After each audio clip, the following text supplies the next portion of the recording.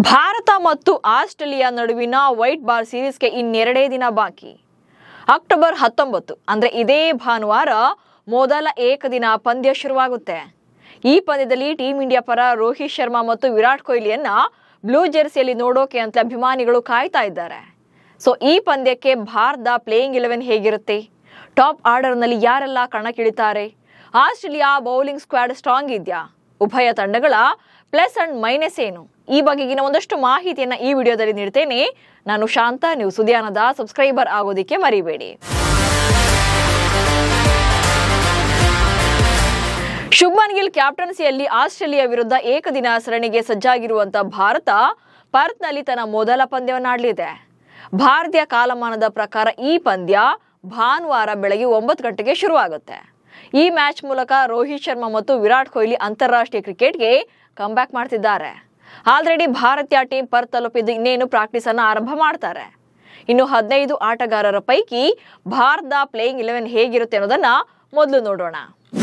ಇನ್ನು team India ಪರ captain Shubman Gill ಹಾಗೆ ರೋಹಿತ್ ಶರ್ಮಾ ಇನ್ನಿಂಗ್ಸ್ ಅನ್ನು ಆರಂಭ ಮಾಡ್ತಾರೆ. ಇವರಿಬ್ರು ಕೂಡ ಓಪನರ್ಸ್ ಆಗಿ ಭಾರತ ಪರ ಬ್ಯಾಟಿಂಗ್ ಅನ್ನು ಆರಂಭ ಮಾಡ್ತಾರೆ. ಈ ಪಂದ್ಯದಲ್ಲಿ ಜೈಸ್ವಾಲ್ ಇದ್ರೂ ಕೂಡ ತಂಡದಲ್ಲಿ ಅವರನ್ನ ಬೆಂಚ್ಗೆ ಸೀಮಿತ ಮಾಡಬಹುದು, ಅಂದ್ರೆ ಅವರನ್ನ ಪ್ಲೇಯಿಂಗ್ 11ಗೆ ಸೇರಿಸಿಕೊಳ್ಳುವಂತ ನಿರೀಕ್ಷೆ ಇಲ್ಲ. ಆ ನಂತರ ನಂಬರ್ 3 ಸ್ಲಾಟ್ ನಲ್ಲಿ as usual king Virat Kohli ಅವರು ಬರ್ತಾರೆ. ಸಾಕಷ್ಟು ವರ್ಷಗಳಿಂದ ನಂಬರ್ 3 ನಲ್ಲಿ ವಿರಾಟ್ ಕೊಹ್ಲಿ ಅದ್ಭುತ ಪ್ರದರ್ಶನವನ್ನು ನೀಡಿದ್ದಾರೆ. ಸದ್ಯ ಏಕದಿನ ಮಾದರಿಯಲ್ಲಿ ಮಾತ್ರ ಕಂಟಿನ್ಯೂ ಆಗ್ತಾ ಇದ್ದು ಆಸ್ಟ್ರೇಲಿಯಾ ವಿರುದ್ಧದ ಪಂದ್ಯದಲ್ಲಿ ನಂಬರ್ 3 ನಲ್ಲಿ ವಿರಾಟ್ ಕೊಹ್ಲಿ ಅವರು ಬರ್ತಾರೆ. ಆನಂತರ 4ನೇ ಸ್ಥಾನದಲ್ಲಿ ಶ್ರೇಯಸ್ ಅಯ್ಯರ್ಗೆ ಚಾನ್ಸ್ ಅನ್ನ ಕೊಡಬಹುದು. ಚಾಂಪಿಯನ್ಸ್ ಟ್ರೋಫಿಯ ಟೈಮಲ್ಲಿ ಶ್ರೇಯಸ್ ಅಯ್ಯರ್ ಭಾರತ ಪರ ಅದ್ಭುತ ಪ್ರದರ್ಶನ ನೀಡಿದ್ರು. ಇದೀಗ ಆಸ್ಟ್ರೇಲಿಯಾ ವಿರುದ್ಧದ ಏಕದಿನ ಸರಣಿಗೆ ಶ್ರೇಯಸ್ ಅಯ್ಯರ್ಗೆ 4ನೇ ಕ್ರಮಾಂಕದಲ್ಲಿ ಬ್ಯಾಟಿಂಗ್ಗೆ ಅವಕಾಶವನ್ನ ನೀಡುವಂತ ಸಾಧ್ಯತೆ ಇದೆ. ಇನ್ನು 5ನೇ ಕ್ರಮಾಂಕದಲ್ಲಿ KL ರಾಹುಲ್ ಅವರನ್ನ ಆಡಿಸಬೇಕಾಗುತ್ತೆ. ವಿಕೆಟ್ ಕೀಪರ್ ಕೋಟಾದಲ್ಲಿ ರಾಹುಲ್ಗೆ ಚಾನ್ಸ್ ಪಡೆಯೋದು ಪಕ್ಕ ಇರೋದ್ರಿಂದ ಇವರು 5ನೇ ಕ್ರಮಾಂಕದಲ್ಲಿ ರಾಹುಲ್ ಕಣಕ್ಕಿಳಿದು ಬ್ಯಾಟಿಂಗ್ ಅನ್ನ ಮಾಡಬಹುದು.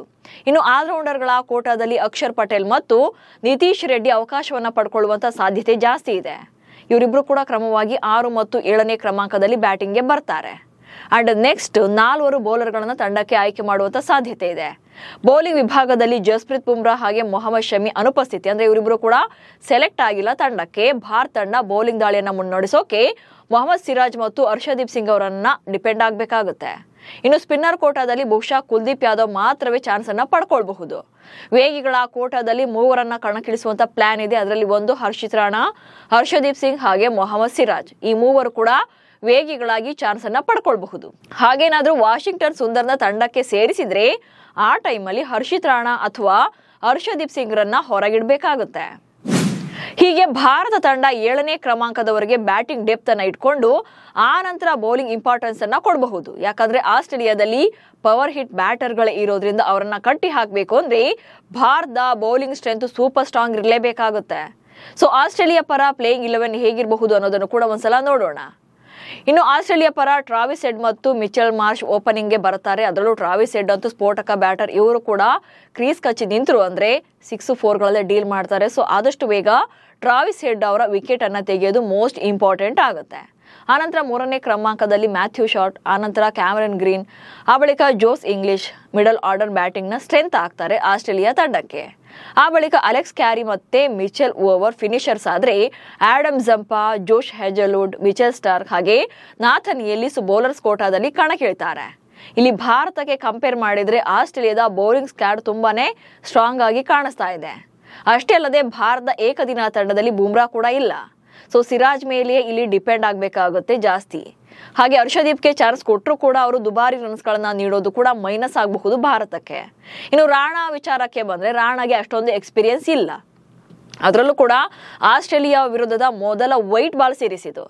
Last time red ball format ನಲ್ಲಿ ಆಡಿದ್ರು ಕೂಡ ಆಸ್ಟ್ರೇಲಿಯಾ ವಿರುದ್ಧ ಇದು ಮೊದಲ ವೈಟ್ ಬಾಲ್ ಸೀರೀಸ್ ಆಗುತ್ತೆ. ಇನ್ನು ಅಂದ್ರೆ ಆಸ್ಟ್ರೇಲಿಯಾ ನೆಲದಲ್ಲಿ ಆಡುವಂತ ಪಂದ್ಯದಲ್ಲಿ. ಇನ್ನು ಪ್ರಸಿದ್ಧ ಕೃಷ್ಣರನ್ನ ಪ್ಲೇಯಿಂಗ್ 11 ನಲ್ಲಿ ಸೇರಿಸಿಕೊಳ್ಳುವಂತ ಸಾಧ್ಯತೆ ಸ್ವಲ್ಪ ಕಡಿಮೆ ಇದೆ. ಇನ್ನು ಸ್ಪಿನ್ನರ್ ವಿಭಾಗದಲ್ಲಿ ಕುಲ್ದೀಪ್ ಮೇಲೆಯೇ ಕಂಪ್ಲೀಟ್ ಆಗಿ ಡಿಪೆಂಡ್ ಆಗಬೇಕಾಗುತ್ತೆ. ಸೊ ಮಿಡಲ್ ಓವರ್ಗಳಲ್ಲಿ ಕುಲ್ದೀಪ್ ಹೇಗೆ ವಿಕೆಟ್ ಗಳನ್ನು ತೆಗಿತಾರೆ ಅನ್ನೋದು ಕೂಡ ಇಂಪಾರ್ಟೆಂಟ್ ಆಗುತ್ತೆ. ODI ನಲ್ಲಿ ಭಾರತದ ಎದುರು ಆಸ್ಟ್ರೇಲಿಯಾ ಡಾಮಿನೇಷನ್. ಸದ್ಯ ವಿಶ್ವ ಕ್ರಿಕೆಟ್ನಲ್ಲಿ ಆಸ್ಟ್ರೇಲಿಯಾವನ್ನ ಬಲಿಷ್ಠ ಟೀಮ್ ಅಂತಾನೆ ಕರೆಯಲಾಗುತ್ತೆ. ಯಾಕಂದ್ರೆ ಐಸಿಸಿ ವರ್ಲ್ಡ್ ಕಪ್ ನಿಂದ ಹಿಡಿದು ಅತಿ ಹೆಚ್ಚು ಪಂದ್ಯಗಳನ್ನ ಗೆದ್ದಿರುವಂತಹ ಪರ್ಸೆಂಟೇಜ್ ನಲ್ಲೂ ಕೂಡ ಅವರೇ ನಂಬರ್ 1 ಪ್ಲೇಸ್ ನಲ್ಲಿದ್ದಾರೆ. ಇನ್ನು ಭಾರತ ವಿರುದ್ಧದ ಏಕದಿನ ಪಂದ್ಯಗಳಲ್ಲೂ ಕೂಡ ಆಸ್ಟ್ರೇಲಿಯಾವೇ ಬಹುತೇಕ ಪಂದ್ಯಗಳನ್ನ ಗೆದ್ದಿದೆ.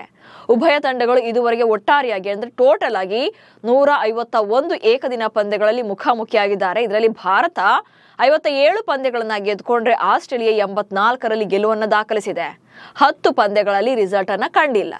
ಇನ್ನು ಆಸ್ಟ್ರೇಲಿಯಾ ನೆಲದಲ್ಲಿ ಅಂದ್ರೆ ಆಸ್ಟ್ರೇಲಿಯಾದಲ್ಲಿ ನಡೆದಿರುವಂತಹ ಪಂದ್ಯಗಳ ರೆಕಾರ್ಡ್ಸ್ ಅನ್ನ ನೋಡಿದ್ರೆ ಕಾಂಗಾರು ನಾಡಿನಲ್ಲಿ ಉಭಯ ತಂಡಗಳು ಒಟ್ಟು 54 ಸಲ ಮುಖಾಮುಖಿಯಾಗಿವೆ. ಇದರಲ್ಲಿ ಭಾರತ 14 ಸಲ ಗೆದ್ರೆ ಆಸ್ಟ್ರೇಲಿಯಾ 38 ಸಲ ವಿನ್ ಆಗಿದೆ. 2 ಪಂದ್ಯಗಳು ರಿಸಲ್ಟ್ ಅನ್ನ ಕಂಡಿಲ್ಲ. ಈವನ್ ಭಾರತದಲ್ಲಿ ನಡೆದಿರುವಂತಹ ಪಂದ್ಯಗಳಲ್ಲೂ ಕೂಡ ಆಸ್ಟ್ರೇಲಿಯಾನೇ ಡಾಮಿನೇಟ್ ಮಾಡಿದೆ. ಭಾರತದಲ್ಲಿ ಉಭಯ ತಂಡಗಳು 72 ಸಲ ಏಕದಿನದಲ್ಲಿ ಮುಖಾಮುಖಿಯಾಗಿವೆ. ಇದರಲ್ಲಿ ಭಾರತ 33 ಪಂದ್ಯಗಳನ್ನ ಗೆದ್ರೆ ಆಸ್ಟ್ರೇಲಿಯಾ 34ರಲ್ಲಿ ವಿನ್ ಆಗಿದೆ. ಅಂದ್ರೆ ಭಾರತಕ್ಕಿಂತ 1 ಪಂದ್ಯ ಜಾಸ್ತಿನೇ ಗೆದ್ದುಕೊಂಡಿದ್ದಾರೆ, ಅದು ಕೂಡ ಭಾರತದಲ್ಲೇ. ಇನ್ನು 5 ಪಂದ್ಯ ರಿಸಲ್ಟ್ ಅನ್ನ ಕಂಡಿಲ್ಲ. ಸೊ ಈ ಸ್ಟ್ಯಾಟ್ಸ್ ಅನ್ನ ನೋಡ್ತಾ ಇದ್ರೇನೆ ಗೊತ್ತಾಗುತ್ತೆ ಆಸ್ಟ್ರೇಲಿಯಾದ ಆಟಗಾರರು ಪ್ರತಿ ಸಲ ಮೇಲುಗೈ ಸಾಧಿಸ್ತಾನೆ ಬಂದಿದ್ದಾರೆ. ಬಟ್ ಈ ಸಲ ಭಾರತ ಆಸ್ಟ್ರೇಲಿಯಾ ನೆಲದಲ್ಲಿ ಗೆಲ್ಲುವಂತ ಕಾನ್ಫಿಡೆನ್ಸ್ ನಲ್ಲಿದೆ. ಶುಭ್ಮನ್ ಗಿಲ್ ಕ್ಯಾಪ್ಟನ್ಸಿಯಲ್ಲಿ ಹೇಗೆ ಪರ್ಫಾರ್ಮ್ ಮಾಡ್ತಾರೆ ಅನ್ನೋದು ಕೂಡ ಕುತೂಹಲ ಮೂಡಿಸಿದೆ. ನಮಸ್ಕಾರ.